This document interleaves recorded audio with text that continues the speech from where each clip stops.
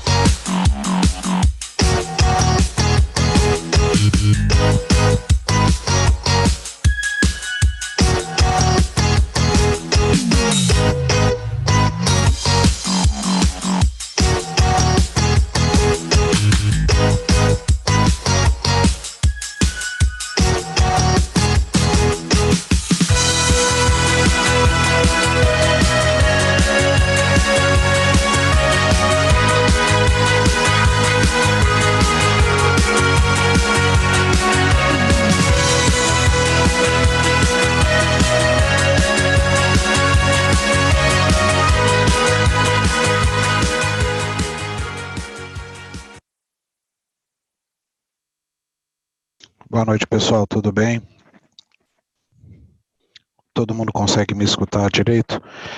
Eu desabilitei aqui o áudio de vocês apenas para poder ficar um pouco melhor a apresentação e aí não haver tanta interrupção, tá? Primeiro, gostaria de dar boa noite.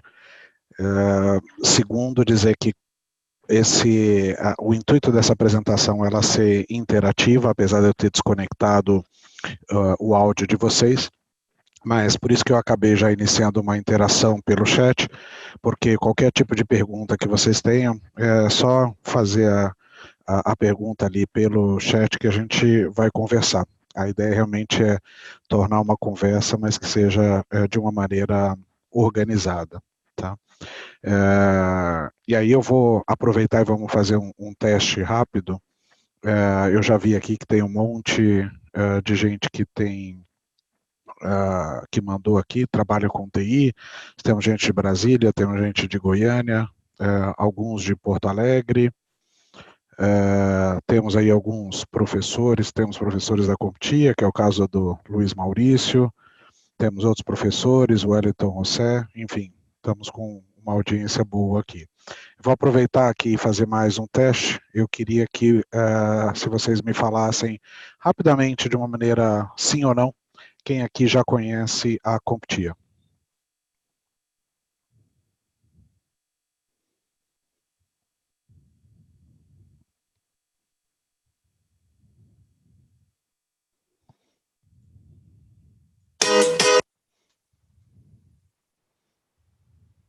Maravilha, vejo que tem gente que já tem até certificação.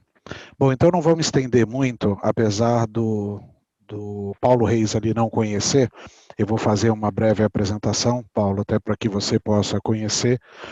Vou falar um pouquinho também sobre outros laços ou pelo menos outras frentes que o pessoal não conhece a respeito da CompTIA. E aí nós vamos falar um pouquinho do que interessa. Quais são as oportunidades em TI? Quais são os desafios? Toda oportunidade acaba trazendo aí um desafio. E vamos falar um pouquinho sobre certificações, qualificação técnica e entender um pouquinho, ok?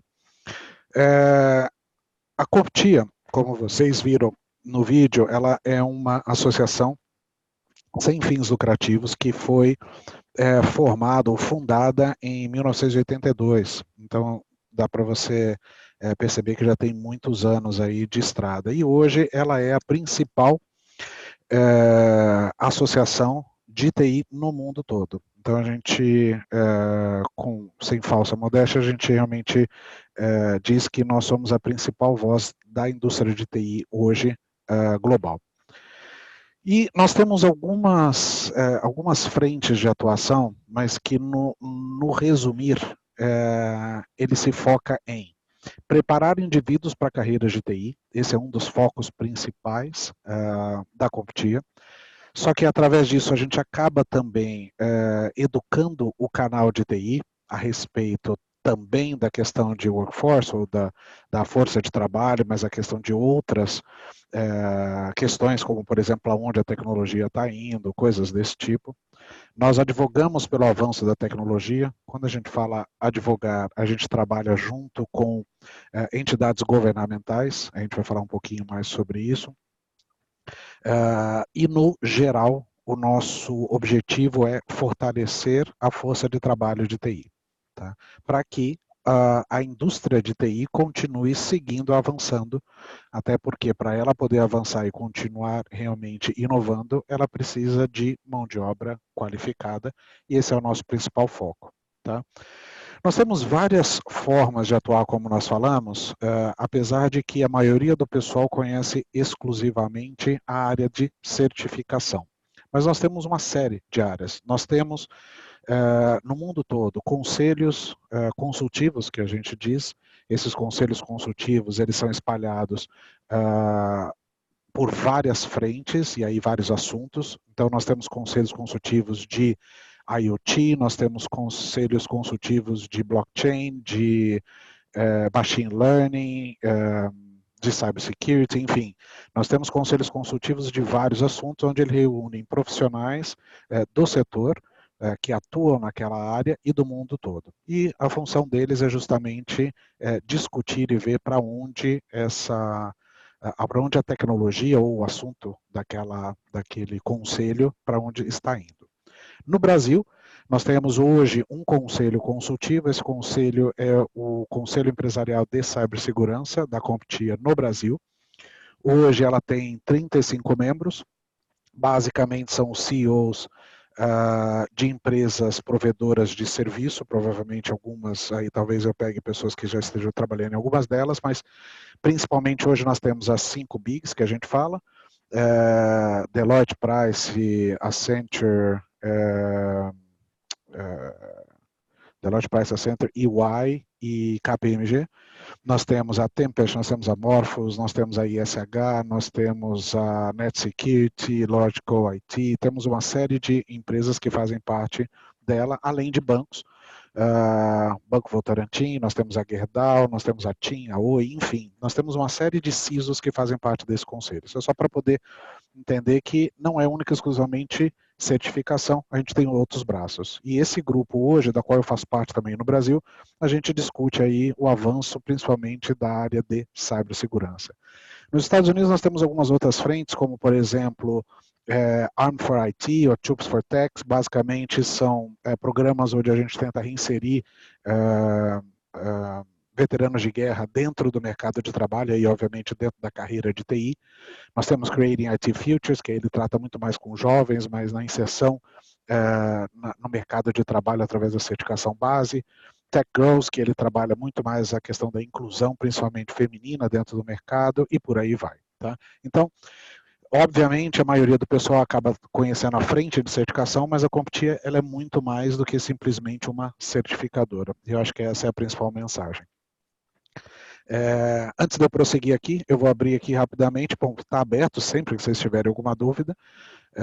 Richard Bonafim, por exemplo, acabou de mencionar que ele tem amigos que faz parte da banca examinadora.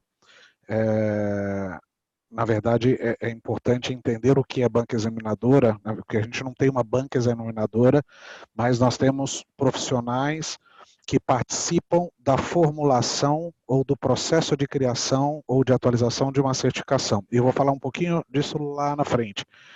Mas, resumidamente, esses profissionais eles são os SMEs, ou Subject Matter Experts. A gente vai falar esses que são os especialistas da área. Acredito que esse, Richard, que você estava mencionando. Alguma dúvida específica da CompTIA que vocês queiram tirar e que eu não tenha coberto? Vou aproveitar aqui só e tomar uma água.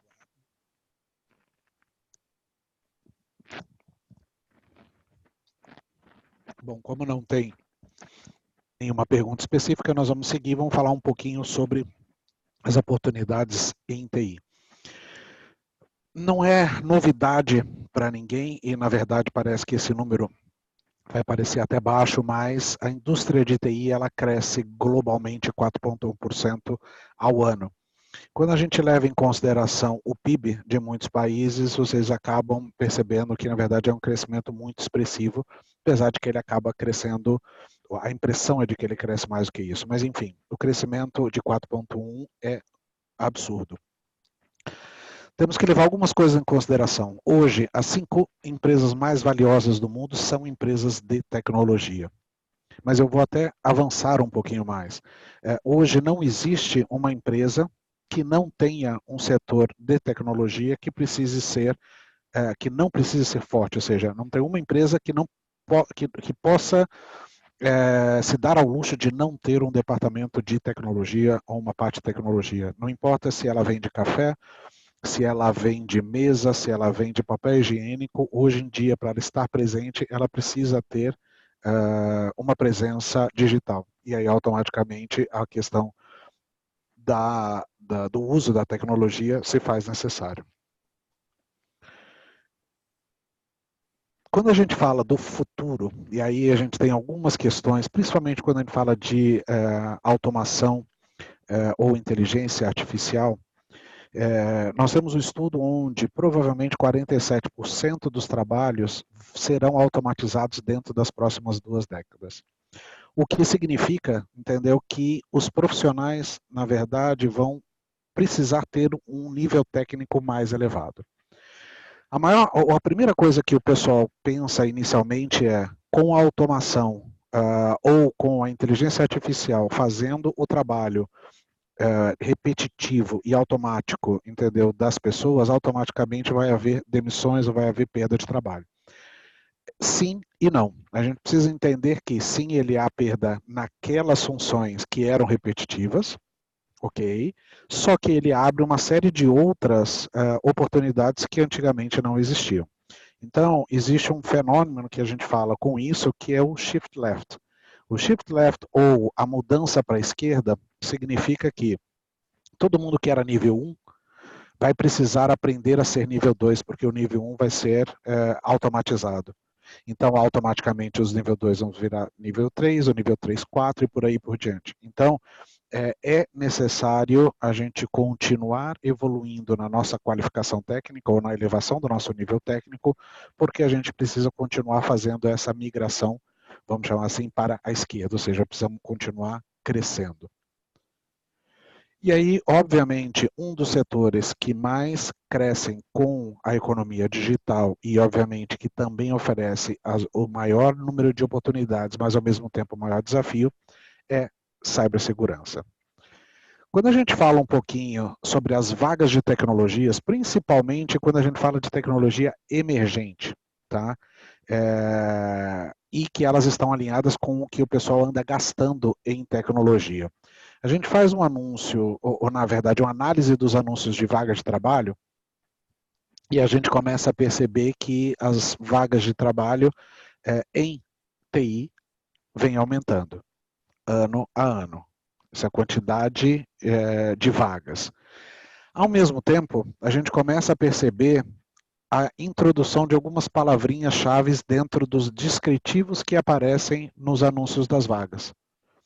Como, por exemplo, machine learning, big data, a gente tem inteligência artificial, IoT, robotics, blockchain, realidade aumentada, drones, 3D printing, enfim. Nós temos uma série de novas tecnologias que estão aparecendo e, consequentemente, as vagas de trabalho começam a pedir e a pesquisar, entendeu, pessoas que possam, na verdade, suprir essa deficiência. Então, eu acho que vocês já começam a perceber o seguinte: mal nós entramos ou mal nós estamos suprindo as questões básicas de TI, como rede, como Linux, como segurança da informação, e automaticamente já está faltando vagas, ou na verdade já está tendo uma demanda muito grande por áreas, entendeu, muito mais elaboradas, como é o caso de machine learning, big data, inteligência artificial, aí por diante. Então, isso é algo que é importante vocês manterem na cabeça de vocês dentro desta evolução. E aí a gente faz uma projeção de crescimento das principais habilidades, também são habilidades que a gente faz analisando as palavras-chave nos anúncios de emprego, só que aí eu vou separar em duas frentes, que é para poder dar mais ou menos uma ideia para vocês. A primeira delas é as habilidades que nós chamamos de especializadas, e aí a gente pode estar falando aí de uma linguagem específica, de um software específico ou de um conhecimento específico, tá? Mas em ordem de aparições em vagas de emprego. E aí talvez vocês fiquem um pouco surpresos. Vou dar um tempinho para vocês imaginarem quais seriam essas habilidades. De novo, pode ser uma linguagem, pode ser um programa, um software, ou, na verdade, uma tecnologia. E esse é o que mais aparece em ordem. Sendo que quando a gente fala de machine learning, ele apareceu em mais de 78 mil anúncios de emprego de TI em 2018. Python, ele apareceu em 353 mil anúncios de emprego em 2018. Tá? Aqui, obviamente, não está na ordem de aparição, mas está na ordem de crescimento. E aí a gente percebe algumas principalmente tecnologias ou softwares ou linguagens que são muito inerentes à segurança da informação ou que são muito usadas. Python, por exemplo, Splunk, não preciso dizer. De uma certa forma, a AWS, eu acho que é padrão, apesar de não ser específico, é uma tecnologia de cloud, mas é uma tecnologia que é muito usada, consequentemente, a gente também explora muito o segurança em web. Obviamente, machine learning é uma preocupação, enfim, e a gente tem Tableau, principalmente para a questão de business intelligence, enfim, uma série de habilidades que são muito especializadas. Ao mesmo tempo, se a gente falar em grupo de habilidades, e aí a gente chama de famílias, a gente pode separar algumas habilidades específicas, e aí pode ser tanto de negócios, quanto em TI, entendeu? Quanto de vendas, quanto de analytics, mas a gente, na ordem de crescimento, a gente vê que, obviamente, fora a gestão de projetos, começam 5 das 10 principais crescimentos estão relacionados à TI, seja ele Big Data ou seja ele Cybersecurity, que foi o maior crescimento em 2018.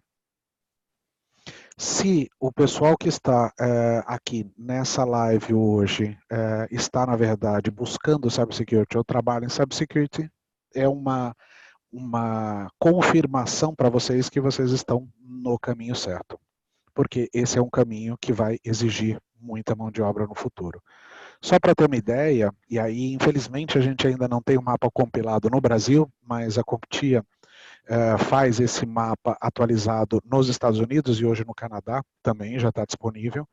México vai estar disponível em breve, isso porque na verdade as três, Canadá, México e Estados Unidos, eles fizeram uma padronização das funções de trabalho e obviamente fica mais fácil de medir. Mas enfim, hoje, a força de trabalho em cibersegurança somente nos Estados Unidos é de 720 mil pessoas, sendo que hoje nós temos 313 mil vagas abertas não preenchidas. Só para a gente poder ter uma ideia. E olha que o gap de preenchimento, ou na verdade o que a gente chama de shortage, né, de talentos nos Estados Unidos é infinitamente menor do que aqui. A única diferença, ou a principal diferença hoje dos Estados Unidos para o Brasil, é que, principalmente devido à maturidade de cibersegurança, nos Estados Unidos, as seleções ou as contratações, elas já passam ou já estão começando a ser mais segmentadas e mais especializadas. Principalmente quando a gente fala de frameworks de trabalho. Não acho que todo mundo aqui conheça framework de cibersegurança, mas enfim, se quiser procurar, o NIST é um dos que mais tem adoções. E aí, obviamente, as vagas começam a ser preenchidas ou buscadas, entendeu, por especialidades, principalmente dentro do NIST. Correto, Danilo? NIST é um deles. A previsão de crescimento de cibersegurança continua crescendo absurdo. Obviamente, cibersegurança é uma preocupação crescente nas organizações e elas estão investindo bastante na proteção dos dados. Alguns países, isso devido à regulamentação, o Brasil é um deles, a LGPD vindo, faz com que toda a parte de segurança da informação tenha uma visibilidade maior, talvez não da forma com que a gente gostaria, mas principalmente, pelo menos para começar pelo lado do compliance, ou seja, as empresas estão se preocupando em como que elas vão cumprir a regulamentação, isso já é um bom começo. Mas, enfim, existe hoje uma preocupação muito maior e hoje os boards ou os CEOs já estão mais preocupados ou pelo menos estão querendo ouvir falar sobre a segurança da informação, o que é um bom começo. Mas vamos considerar o seguinte, em 2015, o cybercrime custou ao mundo aproximadamente 3 bilhões de dólares, ou seja, esses 3 bilhões é o que é o mercado de cibersegurança mundial. E a previsão é que em 2021 ele atinja 6 bilhões, ou seja, ele vai dobrar de tamanho em um espaço de tempo de 6 anos, mas principalmente o aprofundamento veio nos últimos 2 anos. Com isso, o número de posições de analista de segurança, somente analista de segurança, vai crescer 56% em nível global. Ou seja, na verdade, nós temos uma quantidade gigantesca de posições que serão abertas e, infelizmente, nós não temos pessoas o suficiente para sentar ou para suprir essa demanda. Quando a gente fala dentro dessa demanda, a gente tem alguns desafios. A primeiro é falta talento. Então eu não vou nem entrar ainda no mérito de talentos qualificados. Na verdade, falta um talento geral. Ou seja, nós não temos gente suficiente em TI para suprir a demanda. muito menos em cibersegurança. Então, vão existir aí algumas necessidades de poder, obviamente, fazer programas ou campanhas de inclusão, diversidade, tem uma série de ações que precisam ser feitas para que a gente possa suprir a quantidade de pessoas suficiente na área, para que depois a gente resolva um outro problema, que são a qualificação ou as habilidades. Então, hoje, além de faltar pessoas, entendeu? As pessoas que estão não têm a qualificação necessária ou exigida para desempenhar as suas funções. Então, esses são os principais desafios. E isso vem muito também devido a uma limitação no que nós chamamos do pipeline de talentos. Essa limitação é o seguinte, infelizmente, quando a gente pensa num funil, quando a gente fala pipeline, pensa num funil. Quando você vê esse funil e a gente tem a base, a parte de cima, né, vamos chamar assim, que é onde entra, a parte de baixo, que é mais afunilada, que é a menor, é onde sai. Sendo que, para sair aqui, o que está saindo são pessoas hiperqualificadas. Então, a gente pensa que dentro do funil, começa com pessoas menos qualificadas até pessoas mais qualificadas. O problema é que, para que o funil esteja sempre cheio e sempre pingando, entendeu, pessoas, a gente precisa estar sempre enchendo na base, ou seja, a gente sempre precisa estar enchendo a parte de pessoas menos qualificadas. E essas pessoas menos qualificadas, seja pelo mercado, seja pela iniciativa própria, seja pelas empresas, ou enfim, elas precisam ser desenvolvidas dentro das suas habilidades para que elas vão avançando no funil. Até que chega um ponto onde ela vai deixar de atuar naquela área de hands-on, ou seja, ela vai sair para fora do funil porque ela vai virar uma gestora, um CEO, o que seja, mas enfim, ela acaba saindo desse funil. As empresas hoje reclamam muito porque o funil está vazio. E aí, automaticamente, quando você coloca uma pessoa dentro desse funil, ela já entra quase caindo para fora. Ou seja, as empresas têm uma preocupação muito grande em contratar pessoas sênior. Por quê? Porque o funil está vazio. Só que, ao mesmo tempo, enquanto a gente não conseguir começar a encher o funil de pessoas, entendeu, com menos experiência, ou seja, pessoas que precisam ser desenvolvidas, e as empresas vão precisar reconhecer isso, elas nunca vão conseguir ter o funil cheio o suficiente a ponto delas conseguirem extrair os talentos dele. Então, enfim, esse é um dos grandes desafios e um dos grandes problemas que a gente vem tentando educar o mercado aí durante muito tempo. E aí, quando a gente fala de habilidades, nós vamos fazer uma pequena brincadeirinha aqui com vocês. Eu não sei se vocês já ouviram falar no Kahoot, mas se vocês puderem entrar aí num site, kahoot.it, e coloquem o nome ou o número 248806 e nós vamos fazer um quiz de umas 4 ou 5 perguntas que eu quero entender se vocês, o quanto vocês conhecem de cibersegurança.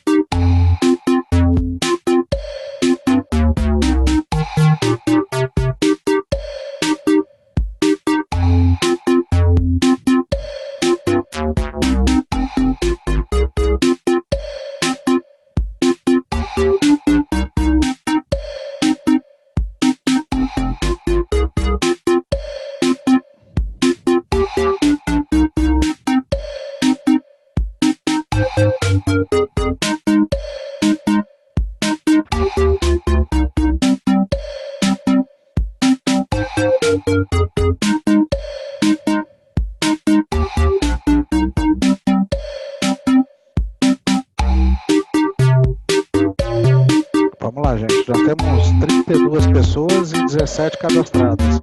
Lembrando que quem ganhar aqui ou quem acertar mais vai levar um brindezinho no final.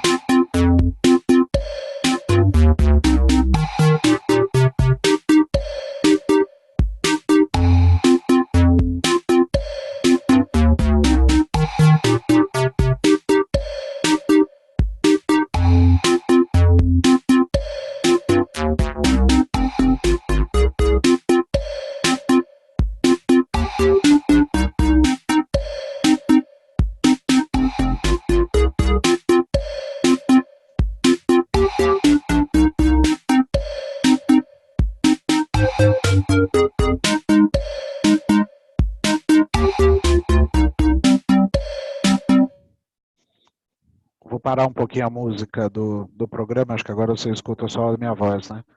Falando que faltam algumas pessoas, nós temos 32 pessoas assistindo, 31, 20 ali participando, e tirando algumas exceções aqui, que são os professores, aqueles que se derem bem, nós vamos acabar dando um brinde aqui para eles, tá? Vamos começar?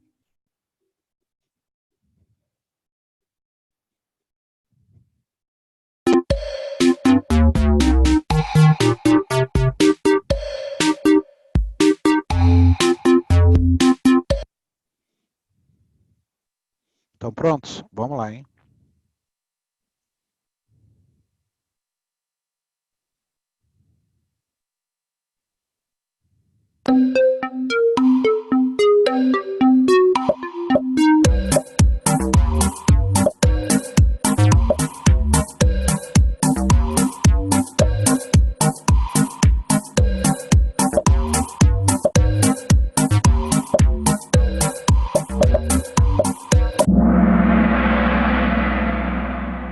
Pessoal, bem na dúvida aí do que seria.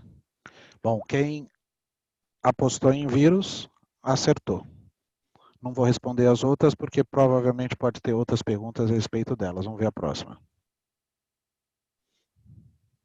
Por enquanto, o Santos foi o mais rápido, hein?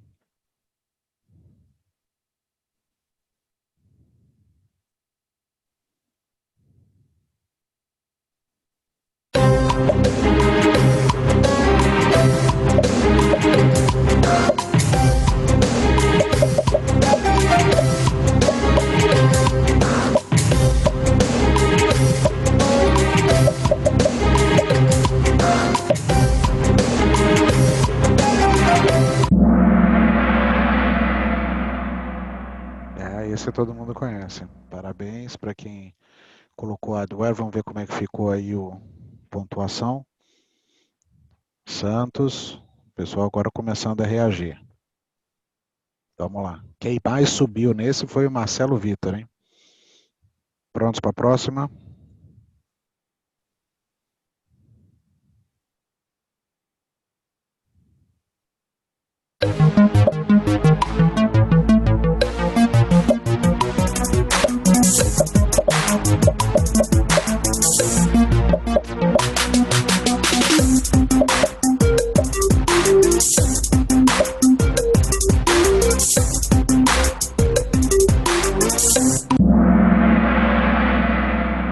Parabéns para quem acertou White Box.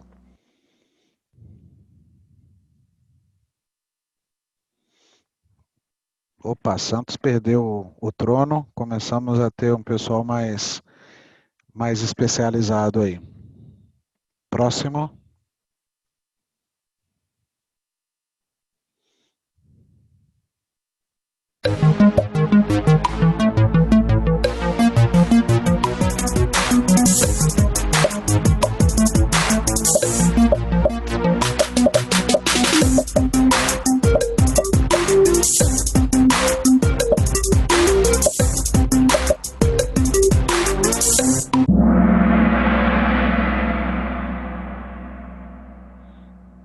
O pessoal começou a ficar um pouco na dúvida aí, não vou entrar no mérito, pode ser que tenha algumas pegadinhas, mas enfim, isso é bom porque dá uma boa chacoalhada aí no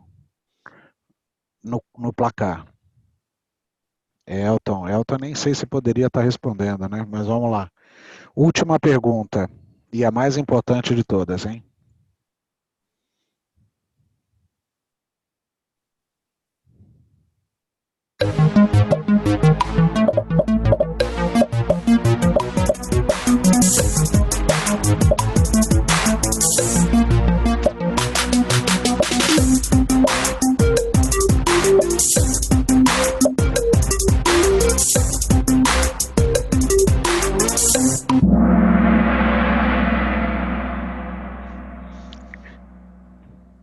Vamos ver aqui como é que ficou. Parabéns para quem disse que sim, Pentest é uma ferramenta a ser usado pelo Blue Team.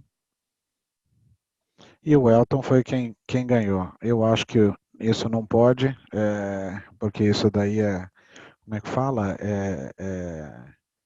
Não poderia nem estar participando, então a gente vai mandar para o Loran Garcia um e-book do Security Plus em português, para que ele possa usar. Até porque você já tem um, Elton.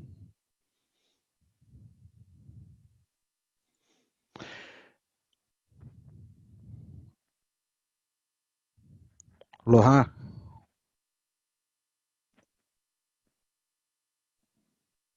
Bom, ele entendeu aí, né, Elton? Maravilha.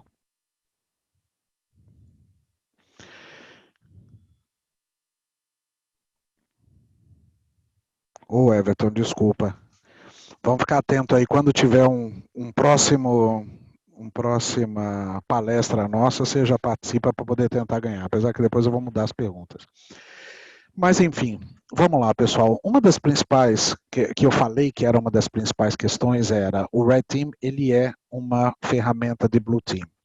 E tem uma razão muito grande por trás dessa minha colocação, porque em todas as palestras que eu acabo dando em faculdades, universidades ou treinamento, quando a gente pede para o pessoal levantar a mão, o pessoal fala, quando eu pergunto, né, quem quer atuar na linha de defesa, na linha de Blue Team, nós temos aí numa sala de 100, 5, 6 pessoas levantam a mão. Quando eu falo quem quer atuar em Red Team, fazendo teste de penetração, na sala de 100, 85 levantam a mão. E aí a gente tenta explicar que, na verdade, é uma coisa que eu acho que não sei se é muito bem entendida, os testes de penetração nada mais são do que uma ferramenta para ser utilizado para a equipe de Blue Team. Então, é importante ter isso em mente, porque se a gente, na verdade, acaba elevando muito o número de pessoas que são qualificadas ou que ingressam na área querendo, vamos chamar assim, somente o glamour da área de cibersegurança, ou achando que, na verdade, um pentester vai sentar e vai ficar brincando de invadir sistemas todo dia, a gente está indo para o caminho errado. Até porque a razão pelo qual, na verdade, ele está atuando, fazendo o teste de penetração, é para que ele possa fazer com que a equipe de Blue Team consiga se defender melhor e consiga prever que tipos de invasão ela teria para que elas possam se preparar e aumentar o seu nível de defesa. Então, uma coisa, o Red Team não é uma auditoria, na verdade, ele é uma ferramenta que vai ajudar as empresas, os times de Blue Team a melhorarem as suas configurações. Isso é muito importante ter, porque, obviamente, se o Red Team é uma ferramenta do Blue Team, o que significa é que para cada uma pessoa de Red Team, nós precisamos ter 5 de Blue Team.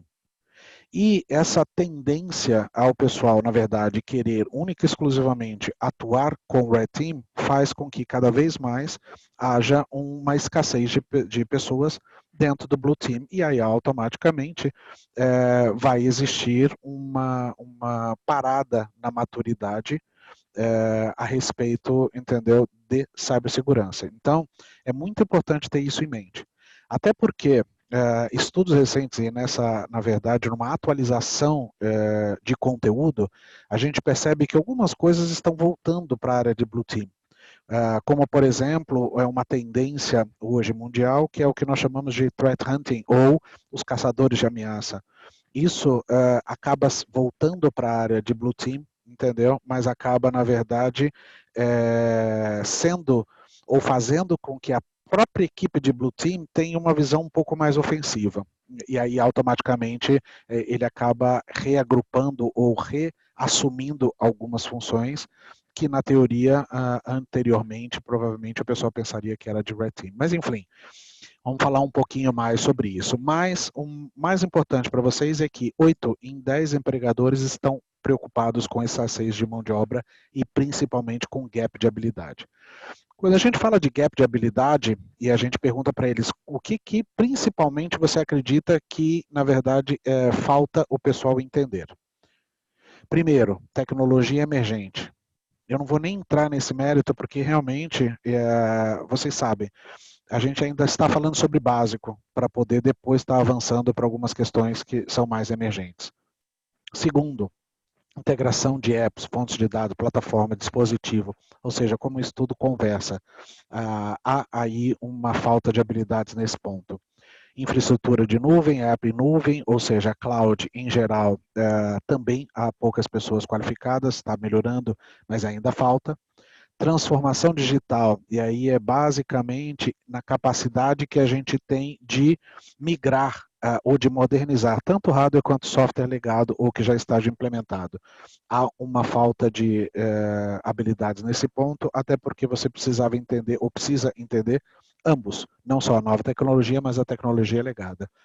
Em quinto, para nossa surpresa, cibersegurança ou segurança da informação é uma das áreas que tem maior gap de habilidades, de acordo com a pesquisa. E aí depois vem desenvolvimento de apps e gestão de dados ou data analytics. Como informação rápida para vocês, Data Analytics é uma certificação nova que está saindo na CompTIA para o ano que vem.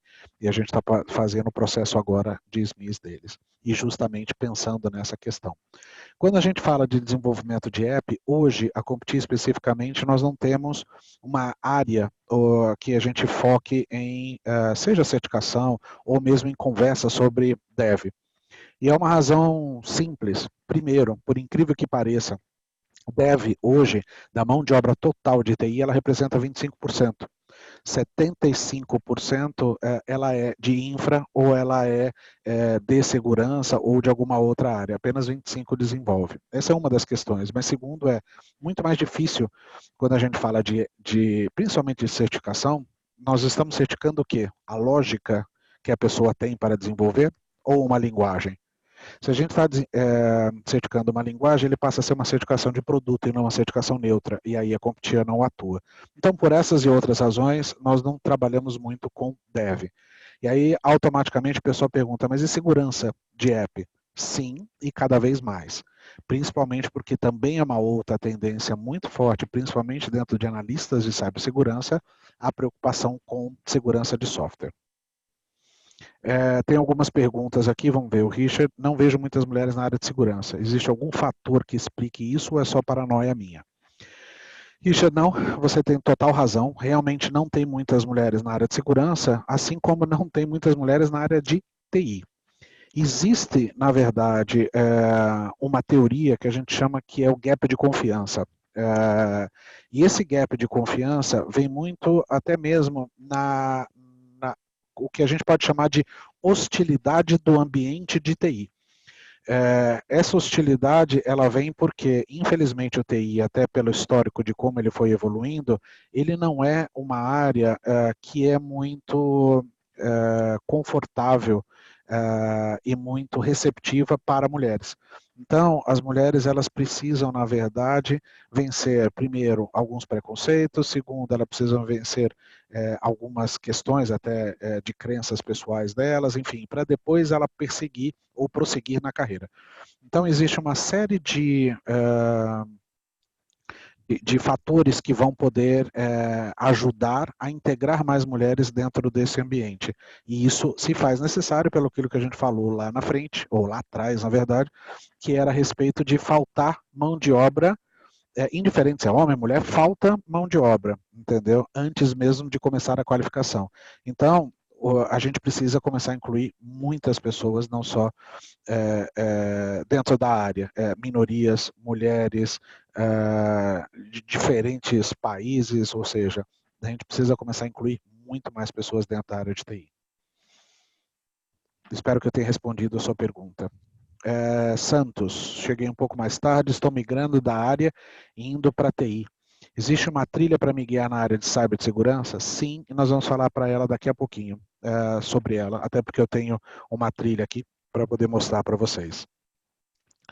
O Lucas fala que ele começou a gostar da área de segurança no curso de sistemas de informação. De lá para cá ele tem se dedicado a iniciar uma MBA em segurança da informação. Estou estudando para tirar no ano que vem a certificação da ISO 27001. Perfeito, está no caminho certo. Infelizmente, quando a gente fala de formações acadêmicas em segurança da informação, ela ainda é muito pouca. Nós temos aí, infelizmente, aí, devido até mesmo o próprio MEC liberar um curso superior de segurança da informação no catálogo de cursos superiores. Ele lançou um só, e mesmo assim não é um bacharel, ele é, na verdade, um curso técnico, um superior técnico, vamos dizer assim, de 2 anos. Então, assim, há muito ainda que avançar do próprio MEC para que a formação em segurança da informação seja eficaz. E aí, como o próprio Santos perguntou antes, tem uma trilha para poder seguir. Infelizmente, pela falta até mesmo de uma padronização de carreira, uma padronização da força de trabalho, seja de skills, habilidades, certificações, currículo, o país ainda está um pouco perdido para onde seguir. E aí os próprios cursos também acabam não tendo uma padronização daquilo que é pedido pelo mercado. Mas enfim, 27001, ela é uma certificação que ela te dá, pelo menos, valida que você tem os conhecimentos necessários de segurança, apesar de não ser uma certificação hands-on. Mas a gente vai falar um pouquinho sobre ela depois.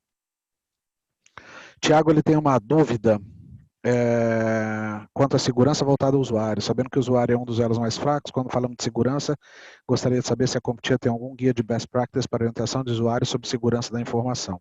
Sim, e isso está em toda, na verdade, a trilha, até porque ele faz parte, né, da preocupação, não é só como que você gerencia a segurança, mas como você abraça o risco e como você gerencia a segurança fazendo uma gestão de risco.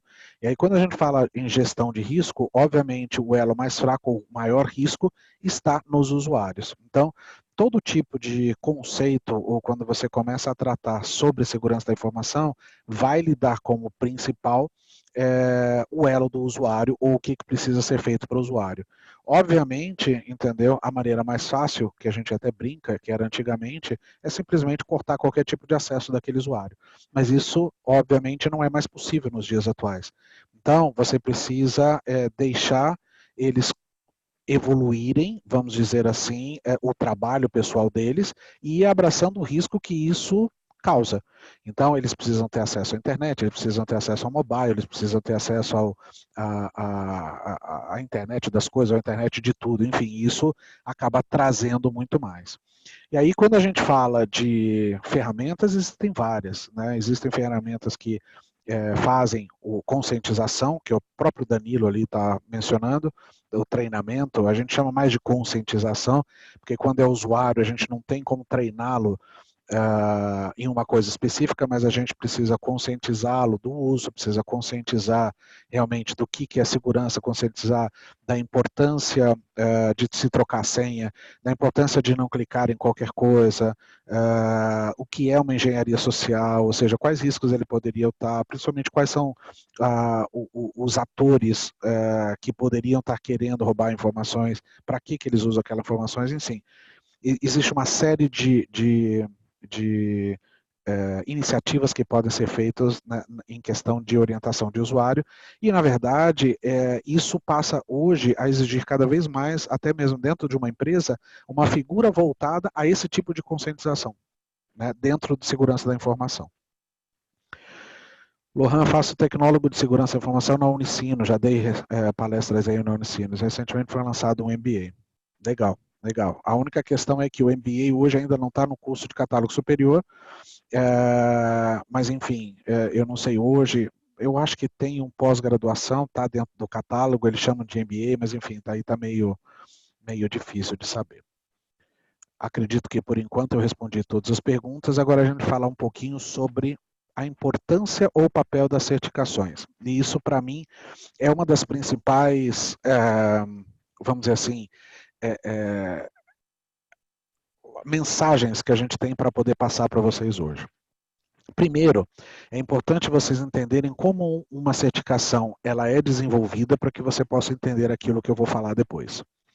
Quando a gente fala, por exemplo, no caso da CompTIA, em desenvolver uma certificação, a gente precisa entender o seguinte, a CompTIA, ela sozinha, não tem pessoas acadêmicas que vão sentar e vão desenvolver ou fazer aquelas perguntas que vão ser feitas nas provas de certificação por conta própria. Na verdade, nós contratamos para trabalhar de forma freelancer o que nós chamamos de SMEs. Os SMEs são Subject Matter Expert ou expertos ou experts na área de atuação do qual nós estamos conversando. E é muito importante que dentre esses SMEs a gente tenha representação de pessoas do mundo todo e de diferentes setores, áreas de atuação. A gente precisa ter pessoas da indústria, muitas vezes pessoas das Forças Armadas, pessoas de outras áreas, para que a gente possa entender como um todo quais são os requisitos e quais são as necessidades que as áreas têm daquela determinada função. Quando a gente chama e a gente leva lá para Chicago, são na verdade uma série de 8 a 9 workshops mais ou menos, mas enfim, cada workshop tem em média de 25, 30, 35 pessoas, depende de como é que vai o recrutamento, e cada workshop ele é dividido em 5 dias, com 8 horas de atuação por dia. O primeiro workshop de todos, e o mais importante, é o que nós chamamos de análise das funções. Análise das funções é quando a gente vai colocar profissionais da área sentados numa mesa durante 5 dias para que eles possam listar e me dizer, e a gente possa criar um documento que faça um mapeamento do que eles fazem e quais são as necessidades ou quais são as habilidades para que ele desempenhe aquilo que eles estão falando que é necessário fazer. Então, análise das funções, basicamente eles vão fazer um descritivo de funções, ou o que a gente chama de job description. Eles vão sentar lá e vão falar, olha, um pentester, por exemplo, ele tem que fazer isso, aquilo, outro. E aí, automaticamente, eles vão fazer um deparo e vão falar, para fazer isso, ele precisa ter conhecimento disso. Então, esses 5 primeiros dias, nada mais é do que a gente sair com um documento de o que é análise das funções e automaticamente quais são as habilidades requeridas para desenvolver essas funções.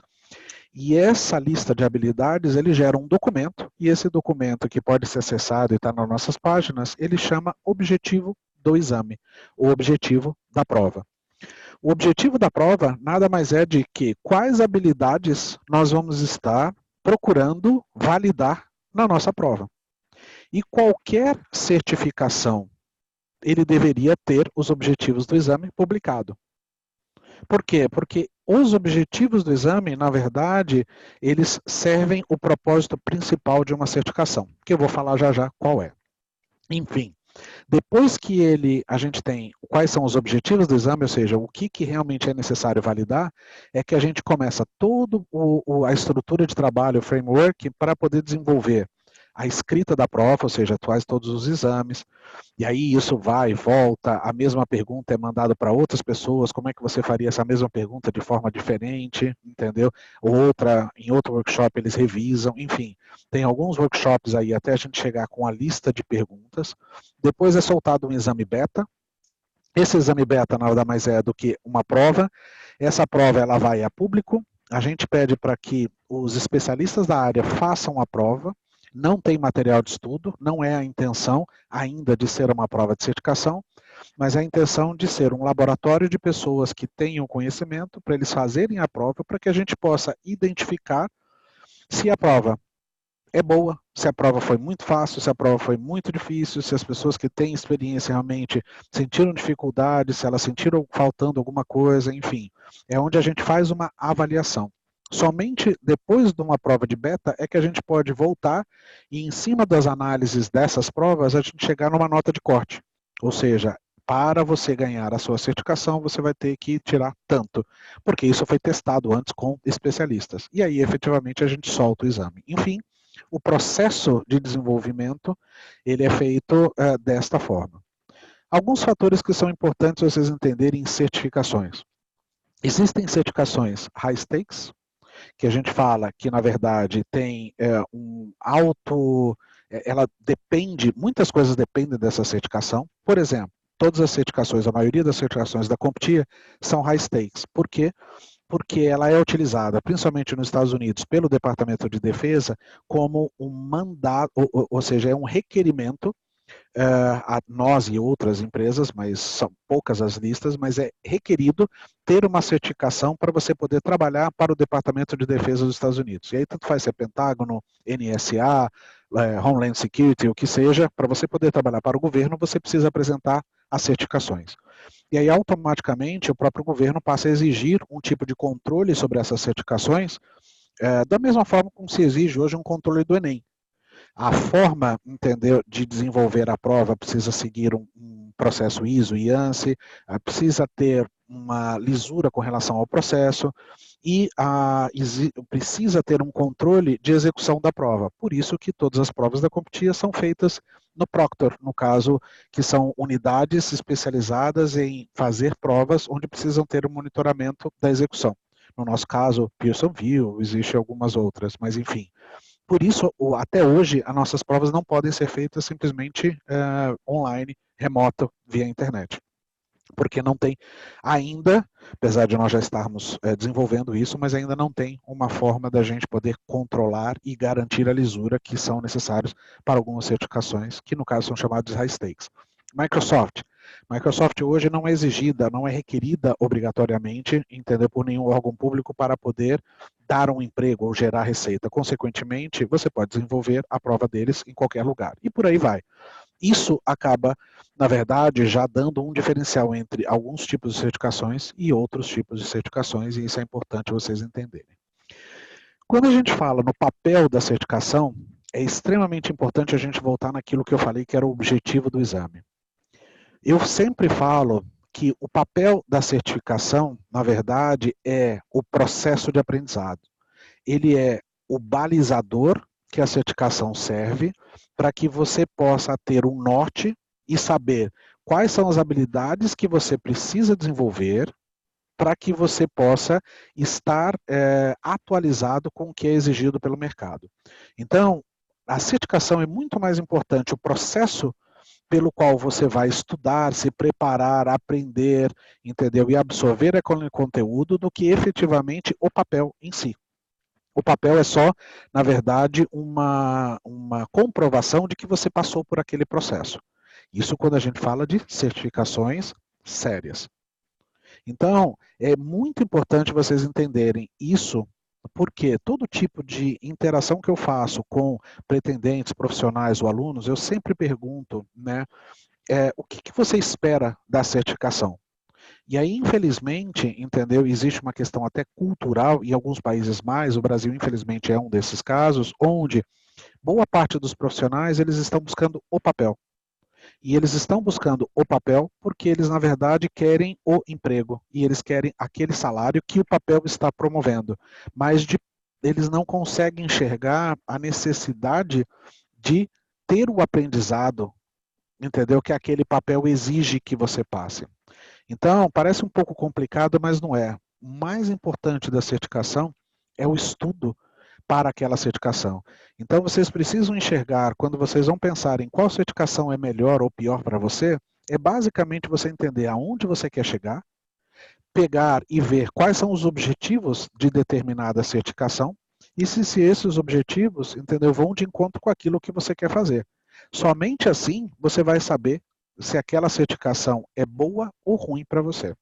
E eu vou fazer algumas perguntas depois, abertos aqui, para vocês entenderem o que eu quero dizer. Mas principalmente quando você começa a olhar hoje algumas vagas, alguns anúncios de emprego em segurança da informação, onde na verdade o pessoal fala, olha, eu quero nível iniciante, ou na verdade pouca experiência, para ele poder trabalhar com segurança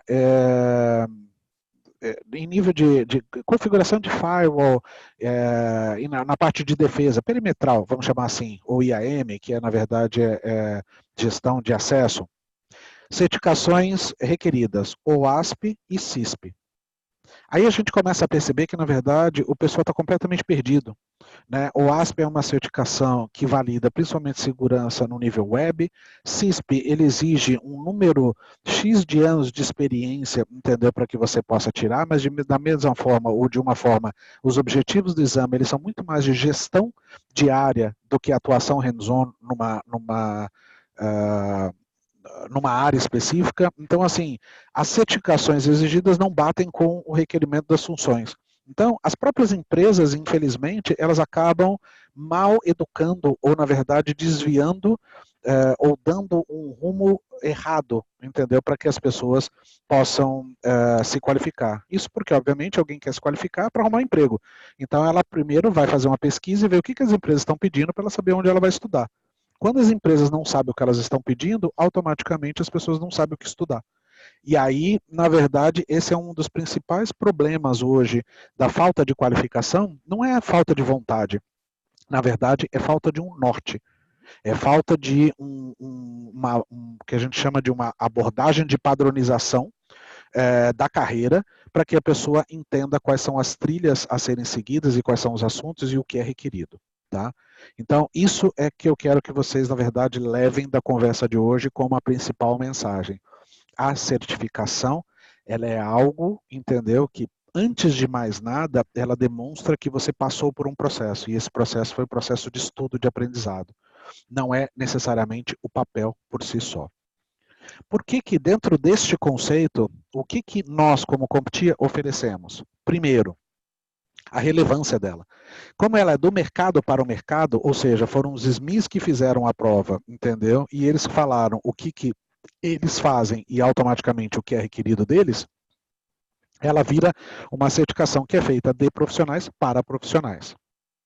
Aí o pessoal pergunta, mas uma das coisas chatas da CompTIA é porque ela é atualizada de 3 em 3 anos. Sim, porque a tecnologia evolui e a tecnologia muda de 3 em 3 anos. Então é impossível eu falar que uma pessoa está apta a desenvolver uma função, né, com uma certificação, um teste ou algumas perguntas que foram feitas hoje, daqui a 5 anos, porque a tecnologia já não vai ser mais a mesma e nós não sabemos como vai ser a tecnologia daqui a 5 anos.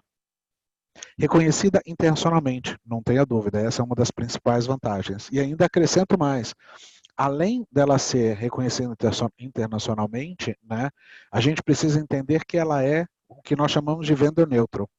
Ou seja, quando nós estamos ensinando algo, nós estamos ensinando focado numa tecnologia ou, na verdade, num produto específico. A gente está ensinando a base que ele precisa ter para ele desempenhar aquela função em qualquer produto. Obviamente, em boa parte das empresas, se faz necessário uma complementação com uma certificação de produto. Mas acredite, uma certificação de produto fica 500 vezes mais fácil quando você tem uma boa base. E a boa base, ela vem de certificações que são neutras, é o que nós chamamos. Tá? A importância das certificações cada vez mais tem crescido. E aí vem justamente em tudo aquilo que a gente falou. Quando as empresas começam a perceber que, na verdade, elas não estão conseguindo recrutar direito, porque a própria exigência de habilidades dela não é coerente com aquilo que precisa para desenvolver a função. E automaticamente, quando ela percebe que existe estruturas de trabalho mundiais, como é o caso do NICE, por exemplo, que é uma estrutura de força de trabalho da própria NIST, mas ela é específica para força de trabalho, onde ele te fala, olha, o cargo de analista de segurança, as funções gerais são essa e essa. E as habilidades são essa e essa.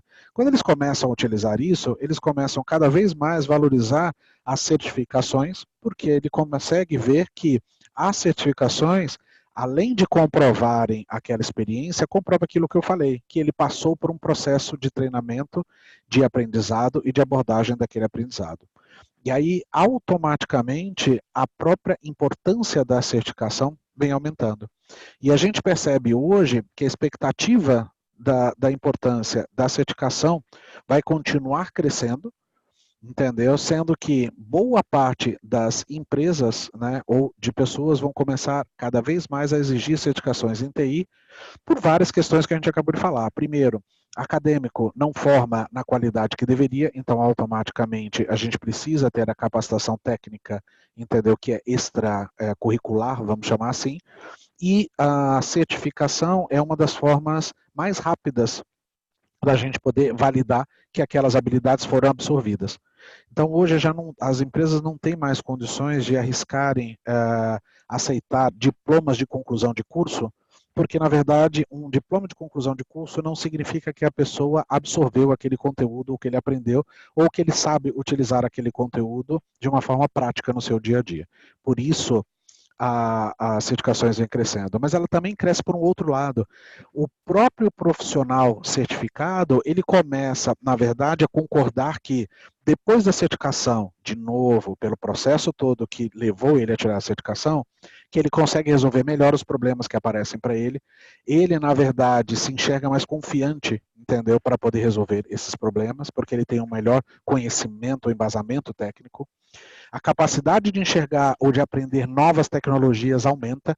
Ele, com aquela base, ele percebe que, na verdade, as tecnologias que vão surgindo, elas vão surgindo como um Lego, ela não surge do nada, então elas são construídas em cima das tecnologias que ele, na verdade, acabou aprendendo, porque ele tem a base, e aí, automaticamente, quase 30% percebem claramente que eles ficam mais produtivos.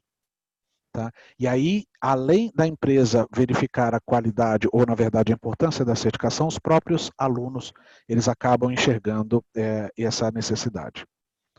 Então, quando a gente fala, vamos parar aqui um minutinho, vamos ver aqui algumas perguntas. Lucas, percebo que várias empresas pecam muito ainda em relação à segurança. Creio eu que, dependendo do tamanho, deveria haver alguém, um time dedicado para cuidar de segurança, visto que já é algo óbvio para muitos, certamente, mas em várias empresas, gestores de TI não estão se preparando. Lucas, você tem total razão. De novo, eu acredito que a LGPD vem de forma a acrescentar dentro desse processo, vamos chamar assim, de maturidade das empresas. Você hoje no Brasil tem empresas mais maduras, digamos, ou vamos mencionar bancos, e obviamente eles vieram por uma questão de sobrevivência ou mesmo de regulamentação, não importa, mas você tem hoje, os grandes bancos são extremamente maduros em segurança da informação, eles sabem e têm todo um processo, uma estrutura de trabalho internacional até. Então, eles têm uma equipe dedicada, além de uma equipe dedicada, eles têm os fornecedores terceirizados, enfim, já tem uma estrutura, e boa parte deles, quando você fala em gestores de TI não estão se preparando, boa parte deles já enxergam segurança da informação fora da vertente de TI. Na verdade, eles já enxergam a segurança sendo uma vertical todinha separada de segurança corporativa, entendeu? Onde TI é apenas uma parte, entendeu? Dessa segurança.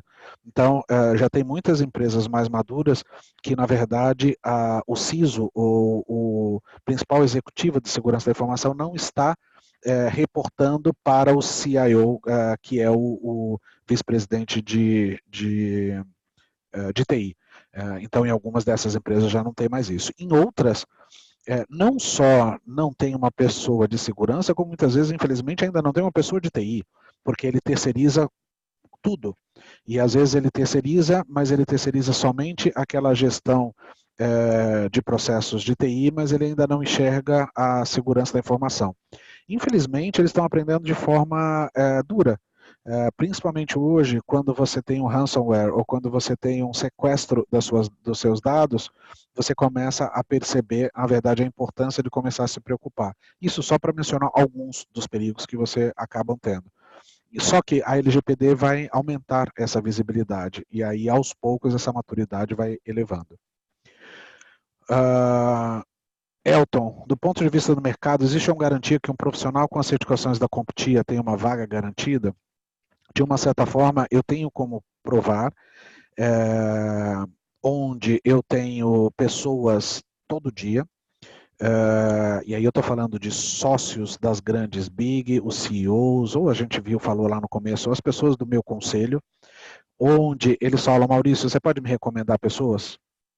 E aí eles me perguntam, porque eles sabem justamente que eu vou poder recomendar pessoas que têm a certificação da CompTIA. E sinceramente, hoje, se você for no mercado e me mostrar uma pessoa que tem uma certificação do Security Plus e que está sem emprego em segurança da informação, me mostre, me aponte, me apresente, porque eu vou ter que descobrir o que tem errado com ela. Porque eu não conheço ninguém que tenha a certificação do Security Plus que não esteja empregado em segurança da informação. Eu acho que isso é a principal garantia que eu posso dar, entendeu? É que realmente é muito difícil você encontrar. Everton, muito difícil uma empresa contratar alguém só para segurança, só se for uma empresa muito grande. Isso é verdade. Eu estou falando nisso há um pouquinho lá atrás. Elton, novamente, o negócio em si não enxerga TI, segurança, como um investimento adequado e sim apenas como meio necessário que tem que estar ali. Isso também é verdade, Elton. Infelizmente, mesmo com o LGPD, a gente vê que as empresas também estão muito preocupadas em como que elas vão comprovar que elas estão seguindo o LGPD, mesmo sem... Elas estão mais preocupadas com o que pode acarretar legalmente, em cima de multas, processos, do que efetivamente em se preparar tecnologicamente para como preservar ou garantir o sigilo das informações. Mas, enfim, isso é um processo de amadurecimento normal que todo mundo passa. Então, imagina que nós, enquanto segurança da informação no Brasil, ainda somos bebês e a gente ainda vai cair muito, nós vamos nos machucar, vamos tomar alguns pontos, entendeu? Até que efetivamente a gente cresça e a gente consiga andar por conta própria. Isso faz parte do processo evolutivo.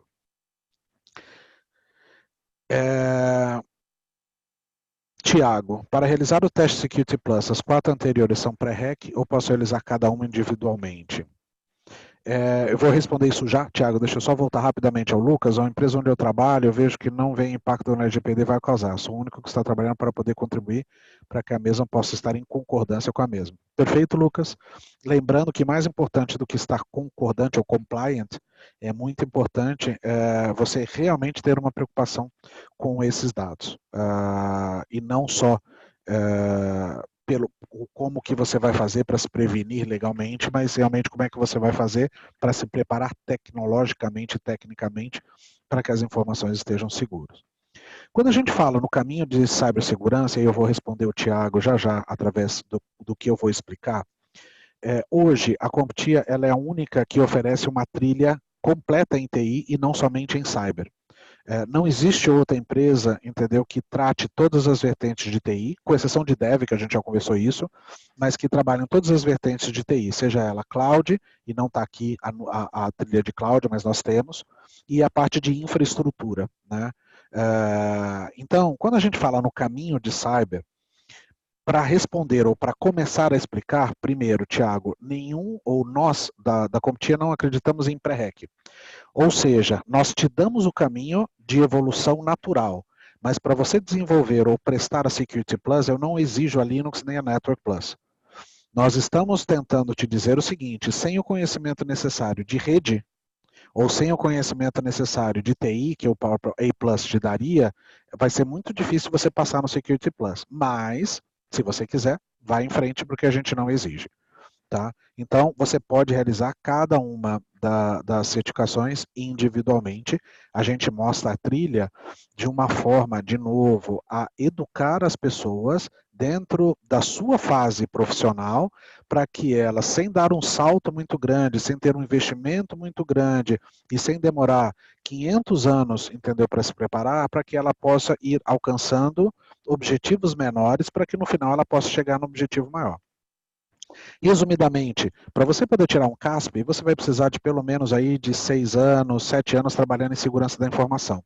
Então, se você está começando na área e você já está mirando a CASP e esquece todas as outras, você vai passar 6 anos sem evoluir.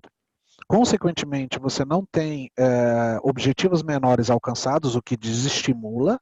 E, ao mesmo tempo, você não vai galgando profissões melhores no caminho dessa construção, que faz com que você ganhe mais no decorrer da sua evolução e automaticamente consiga chegar lá. Então, quando a gente pensa numa trilha, pensa que é exatamente isso. Quais são os mini passos que eu posso dar para eu poder ir evoluindo na carreira, indo cada vez mais ganhando mais dinheiro e que aquele conhecimento que eu estou construindo continue me ajudando a construir um conhecimento maior para eu chegar no objetivo final. Então, a trilha é isso. Quando a gente fala especificamente da CompTIA, ITF, que é o IT Fundamentals, ele nada mais é do que conceitos básicos de TI, ele é uma certificação muito aplicada a profissionais que trabalham em empresas de TI, mas não trabalham com TI. Por exemplo, vendedores de empresas de tecnologia, pessoas que da área administrativa ou de RH de empresas de tecnologia, que precisam entender o jargão, precisam entender o vocabulário, precisam entender a tecnologia, mas não necessariamente ele precisa entender sobre o hands-on da tecnologia. A+ é a nossa certificação mundialmente mais famosa. Infelizmente, no Brasil, a sua adoção, e aí também por uma questão cultural, uma questão de corte de caminho, ela não é muito grande. A E Plus hoje é a única certificação que comprova as funções de um suporte técnico, aquele suporte de usuário. Então, a A Plus é aquela que vai ensinar você a configurar o desktop ou o notebook do usuário. Ele hoje trabalha também com toda a parte mobile. Então, quando você fala de desktop, o cara vai ter que entender Linux, obviamente a respeito de cliente, Windows cliente, só que ele também tem que entender iOS, ele tem que entender Android, ele tem que entender rede com fio, rede sem fio, ele tem que ter, na verdade, o conhecimento como é que eu falo? Desculpa aqui a pergunta, acabou do Marcelo que eu vi aqui, me atrapalhou. Enfim, ele tem que ter uma série de conhecimentos para que ele possa prestar o suporte ao usuário, só que obviamente no nível do usuário. Então o A Plus hoje é uma das certificações mais difíceis de passar para quem está começando, mas é a que dá a maior empregabilidade. Tá? Então, ela tem introduções também a questões de segurança, tudo isso. Marcelo, respondendo, eu não sei se você entrou aqui agora, mas a gente já falou, para você ser um pentester, para você tirar a Pentest Plus, você não precisa de todos esses certificados. Agora, se você quiser ser um pentester, você precisa de ter todas as habilidades que todos esses certificados exigem. Então, eu espero que isso responda a sua pergunta. Então, assim, hoje, se você quiser ser um pentester, se você não conhecer comandos de Linux, você não consegue trabalhar. Se você não for especialista em rede, você não consegue trabalhar. Se você não entender fisicamente qual é a estrutura de trabalho, e aí a gente fala total IoT mesmo, porque hoje uma empresa, ou se a gente pegar em nível industrial, ICS, ela na verdade envolve uma série de dispositivos ou de equipamentos que eles têm as suas peculiaridades. Então, você também precisa entender esses dispositivos. E automaticamente você precisa entender o CISA, porque você precisa entender que o pentest ele faz os testes de penetração para poder melhorar a qualidade da defesa de uma determinada empresa.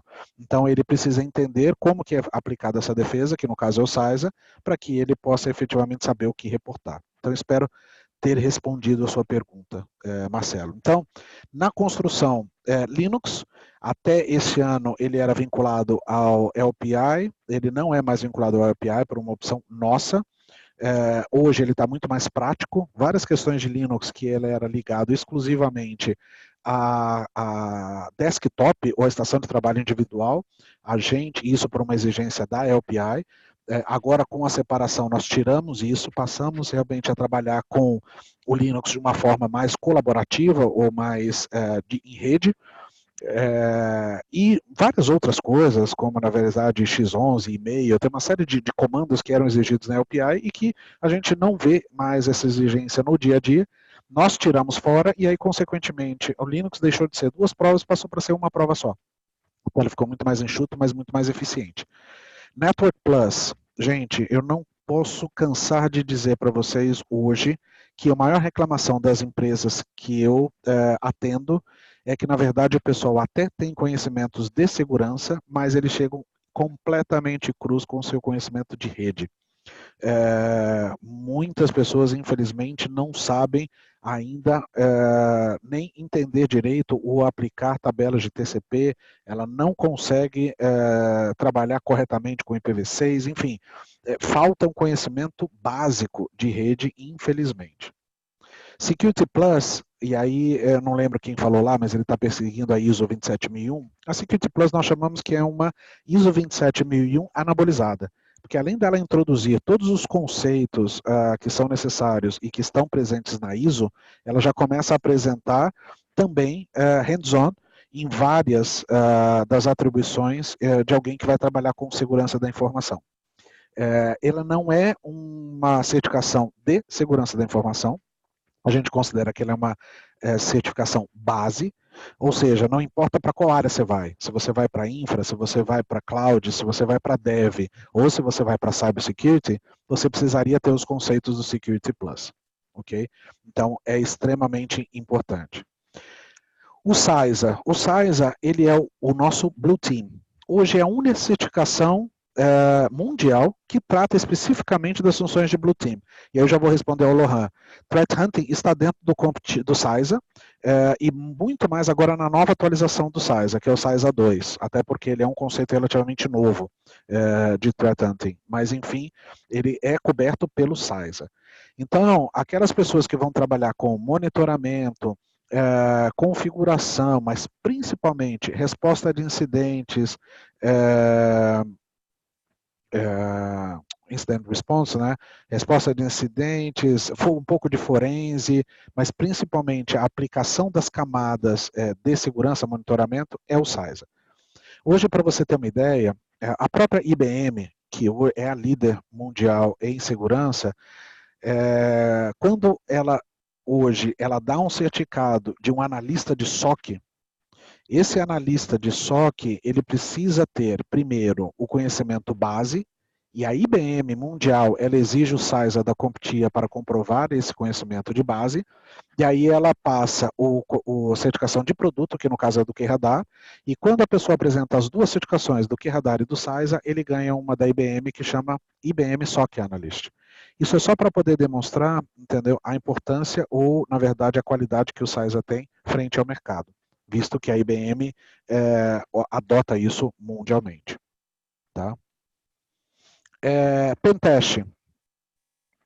E desculpa, deixa eu só voltar um pouquinho, porque é extremamente importante o seguinte, há muito pouco tempo atrás, ou até muito pouco tempo atrás, infelizmente as pessoas ainda exigiam a certificação CEH como comprovação para quem ia trabalhar no SOC.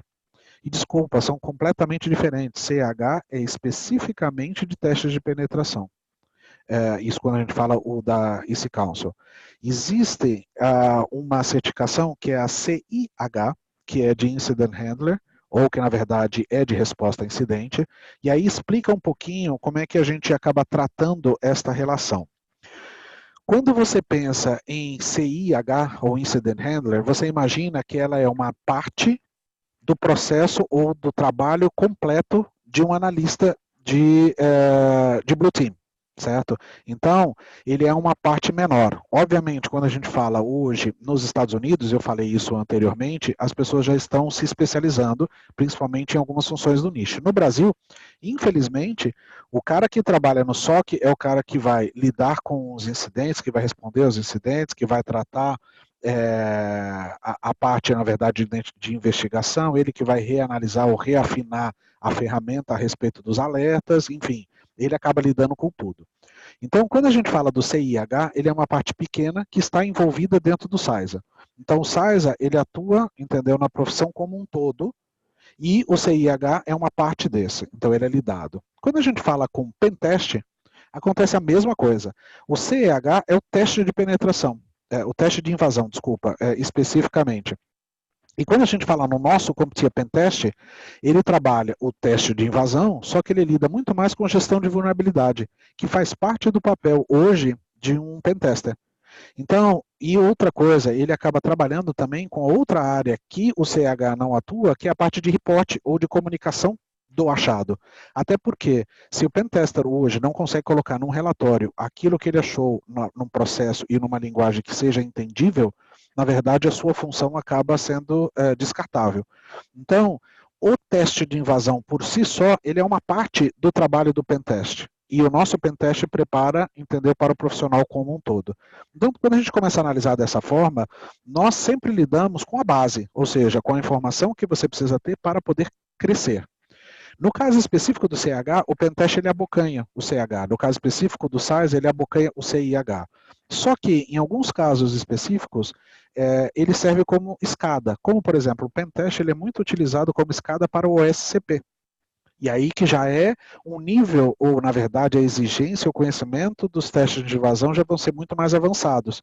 Mas, de novo, você está se especializando numa área, mas você tem a base do trabalho como um todo, que é o caso do Pentest Plus. Quando a gente fala no final, que é o CASP ele é a única certificação hands-on. Quando a gente fala hands-on, é para aquele cara que ainda é técnico. E ele não tem hoje uma gestão. O trabalho dele não é gerir uma equipe, entendeu? Mas sim determinar e configurar e preparar e, na verdade, sugerir uma arquitetura de segurança a ser implementada. Então, o engenheiro, o arquiteto de segurança que trabalha hands-on e ele não é o gestor de uma área, o CASP é muito mais indicado, entendeu, do que efetivamente o CISP. O CISP ele é muito mais focado em gestão, até porque ele é uma prova totalmente de múltipla escolha. Para finalizar, só para todo mundo poder entender, né, todas as nossas provas, elas são performance-based. Quando a gente fala performance-based, elas, na verdade, elas trabalham não só o conhecimento através de perguntas múltipla escolha, mas vocês vão ter muito mais perguntas que você vai ter que construir um cenário, clicar e arrastar e montar numa determinada ordem. Isso faz com que você tenha que ter a prática, você tem que ter praticado aquilo, porque senão você não consegue passar na prova. Enfim, a respeito do nosso caminho de certificação, é isso. Algumas empresas hoje, entendeu, que exigem certificações da CompTIA. No caso de organizações governamentais, como eu disse, o Departamento de Justiça dos Estados Unidos, o CIPA, que talvez vocês conheçam, Departamento de Educações, hoje, obviamente, muita gente dentro do departamento nos Estados Unidos. Só para entender, no Brasil, existe uma normativa 17 que sugere que as pessoas que trabalham no governo com segurança da informação tenham algumas certificações da CompTIA, mas ele ainda não é mandatário, ou seja, mandatório. A gente ainda está trabalhando dentro disso. Empresas, e aí eu posso dizer, principalmente empresas de segurança, a gente tem Kaspersky, a própria Symantec, a maioria, na verdade, a Trend, hoje, elas também exigem algumas certificações da CompTIA e fazem parte, entendeu, do seu processo, mesmo para o pessoal técnico como pré-vendas, tá? E instituições de ensino em geral. Enfim, gente, isso é o que eu tinha para falar. Agora, todo o tempo que a gente tiver, e aí dependendo do Elton, é para responder perguntas. Então, eu estou à disposição aí e aberto. O que eu vou fazer, na verdade, se vocês quiserem, para poder agilizar e não ter, eu vou liberar o áudio para todo, para quem quiser abrir, faz a pergunta no áudio, mas depois, se por favor, possa voltar e colocar no mudo. Então, está disponível para vocês se desmutarem, fazerem a pergunta e depois colocar no mudo de novo. De antemão, eu já agradeço a todos aí a participação e agora eu fico disponível aí as suas perguntas.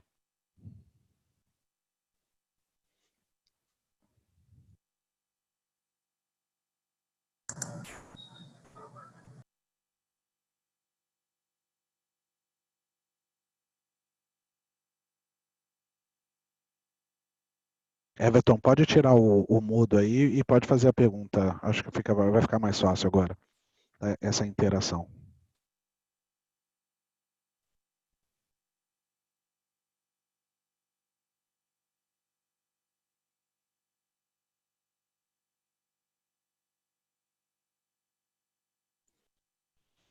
Bom, deixa eu ajudar o Everton aqui. O Everton perguntou qual a melhor maneira para estudar? Livros, cursos online ou presencial? A minha resposta é todos os acima, e aí é muito uma questão preferencial.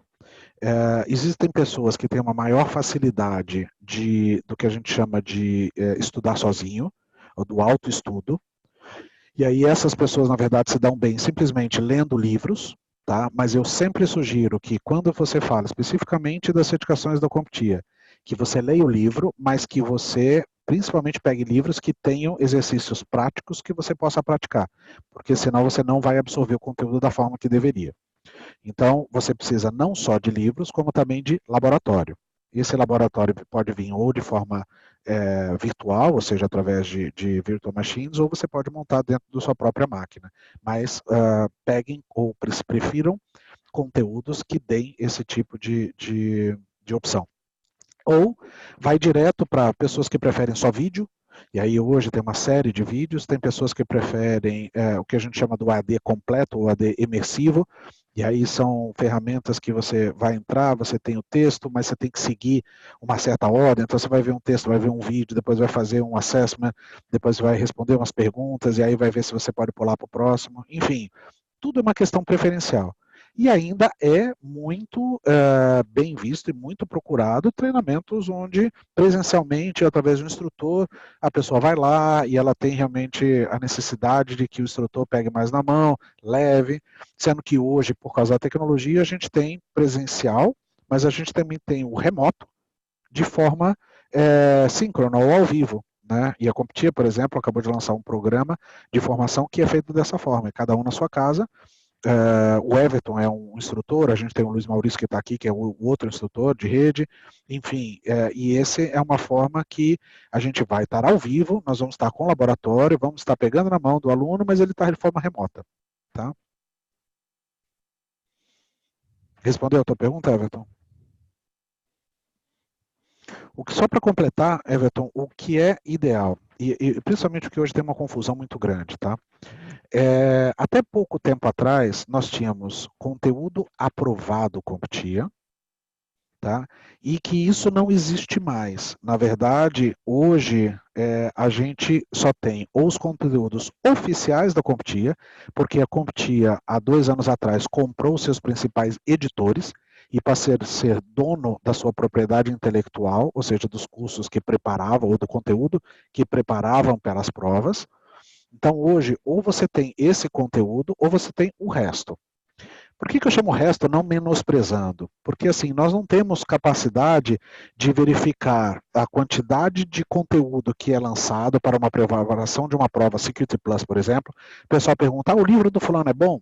Não tem como a gente ler e principalmente, entendeu? Não tem como eu fazer uma validação se tudo que ele cumpriu dentro daquele livro corresponde aos objetivos que vão ser validados na prova. Então, por essa questão, nós preferimos trabalhar somente agora com o material oficial da CompTIA, porque aí a gente tem a certeza de que o conteúdo está equiparado e alinhado com aquilo que vai ser exigido na prova. Tá? E, ao mesmo tempo, ele segue as melhores práticas, tanto de ensino quanto de forma de mostrar determinado conteúdo. Então, hoje, até mesmo quando você fala livros, e pergunta qual você recomenda, Maurício, infelizmente eu só posso recomendar o que é oficial da CompTIA, porque eu não tenho como conhecer todas as outras opções. E aí, quando a gente fala CompTIA, eu tenho tanto online, quanto livros para autoestudo, quanto ferramentas virtuais, que é a pergunta da Milena, que eu já respondo, quanto vídeos. Hoje a gente tem a IT Pro TV, que tem os vídeos da CompTIA, enfim. A gente tem toda a gama, entendeu, de preparação, seja qual for a preferência de experiência do usuário. Só que essa é a única que a gente suporta hoje. O Igor me pergunta se a prova beta tem a mesma validade que a certificação. Sim, ela tem. E aquilo que eu expliquei, Igor, na verdade, a única diferença é, primeiro, eu não tenho material de preparação. Ou você sabe ou você não sabe. Porque o intuito não é preparar. Ele ainda está na fase de beta, para depois ele ser uma prova que efetivamente prepara os alunos para a certificação. Então, ele é só uma etapa. Então, nós não temos material de preparação. E segundo, você só sabe se você passou, ele não tem resultado. Você só sabe se você passou ou não quando a gente lançar a prova oficial. Então, por exemplo, o SAISA vai ter uma prova beta a partir de 11 de outubro. Provavelmente a versão oficial vai sair em maio ou junho do ano que vem. Você faz a prova em outubro, você só vai saber se você passou na certificação do SAISA em maio do ano que vem. E aí, automaticamente, ele tem a mesma validade de todos os SAISAs que vão começar a ser emitidos a partir daquela data. Tá? Então, essa é a sua resposta, Igor. Everton me volta e fala quais são os valores para tirar as certificações. As provas são online ou presencial. Eu acho que eu já mencionei que todas as nossas provas são presenciais. Nós não temos prova online porque as nossas provas são de high stake e a gente precisa que seja feito na Pearson, que é um dos nossos proctors. Tá? Nós temos alguns outros, mundo afora. No Brasil, a mais conhecida é a Pearson. O valor depende da certificação.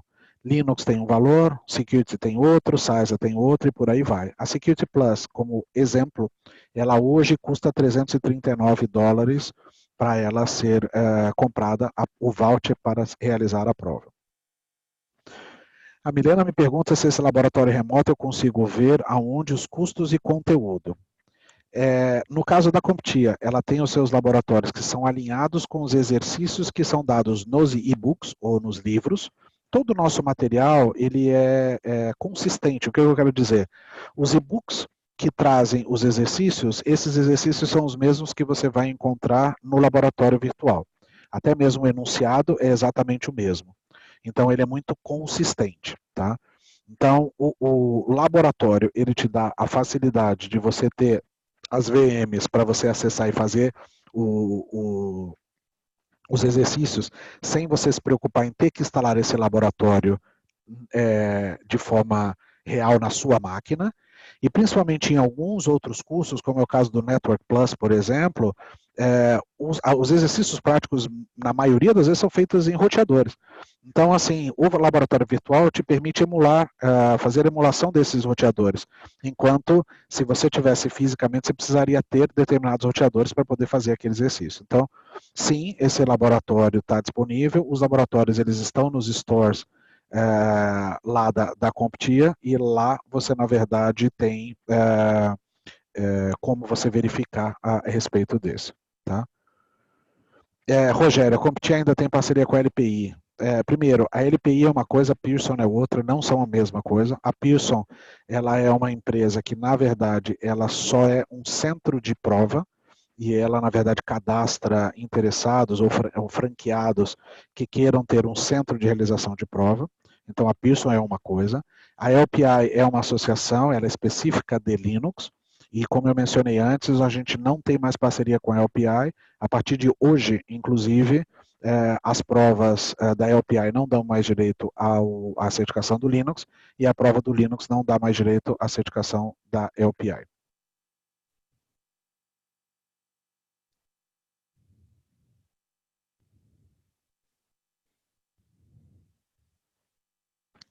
Temos ainda mais 5 minutinhos para perguntas aí, pessoal. De acordo com o Elton.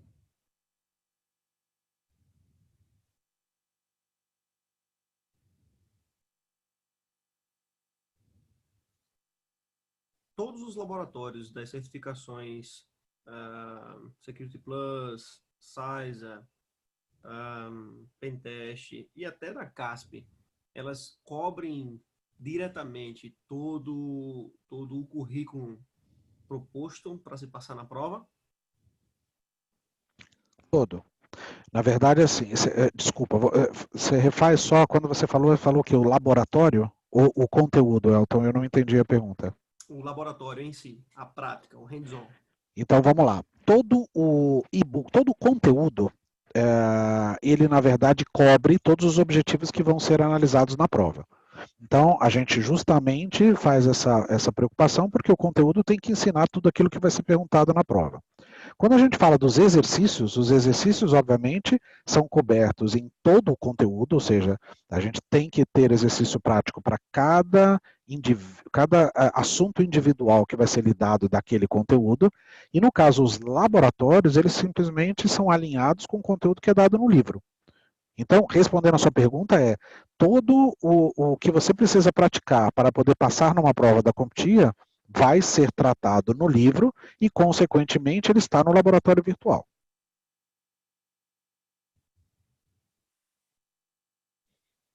Agora, por exemplo, Elton, até para poder te colocar, mesmo quem não queira comprar o livro e ele consegue aprender somente fazendo os exercícios, ele pode comprar somente o laboratório e fazer o exercício.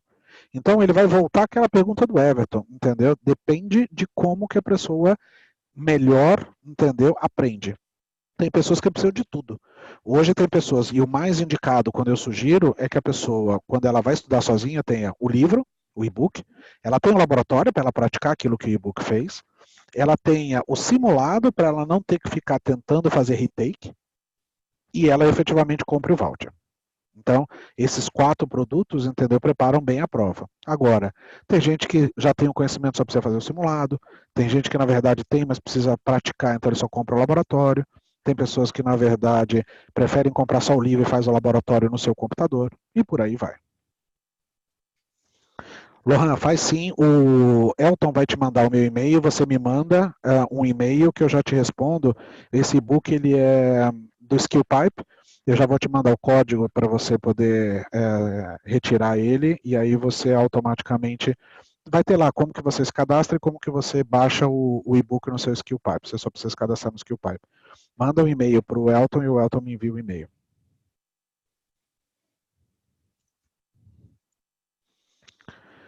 Everton, eu não consigo fazer mais um sorteio para ganhar o e-book, mas eu vou fazer o seguinte: eu pedi essa semana, hoje o livro, o e-book, ele está $149 na loja, só que nós temos a condição de oferecer ele por $52 e eu pedi, na verdade, cupons para que as pessoas pudessem usar no site esses cupons e para poder comprar com esse desconto. Eu ainda não tenho esses cupons, mas eu devo estar recebendo essa semana. Então, as pessoas que quiserem podem perguntar enviar o e-mail para o Elton. Na verdade, o Elton vai. Deixa eu já colocar o meu e-mail aqui. Na verdade, desculpa, meu e-mail está na tela. Me envia um e-mail direto. E aí, o Lohan, pode me enviar direto aí também. Eu não precisa nem copiar o Elton. Eu viajei aqui, meu e-mail está aqui. Então, envia um e-mail direto. Quem quer desconto pode enviar direto para o meu e-mail solicitando. Assim que eu tiver o cupom de desconto de livre, eu posso fornecer. Só que, para vocês não saírem de mão vazia, eu ofereço agora para todo mundo que vá tirar uma certificação da CompTIA 26% de desconto no custo da prova, do voucher. Para isso, basta me enviar um e-mail que eu vou mandar o e-mail de volta com um cupom de desconto para vocês comprarem na Pearson. E aí, com esse código, com esse cupom, você aplica e você tem 26% de desconto. Isso é para aqueles que aguentaram ouvir até o final. Elton, se você quiser assumir o microfone aí. Excelente, Maurício. Pessoal, muito obrigado aí pela presença de vocês. Né? Excelente palestra realizada aí por Maurício. Essa palestra ela vai ficar disponibilizada, né, nas nossas redes sociais, também no LinkedIn. Vamos marcar, né, os principais aqui presentes e muitos outros que vocês possam colocar aí e divulgar essas informações. Tá? E, Maurício, muito obrigado, tá, pela sua presença, pelo seu tempo disponibilizado. Eu que agradeço novamente o convite. Ok? A todos os presentes,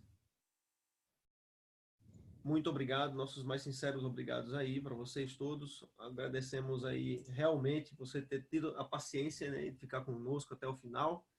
Isso aí foi já de grande valia. Ok?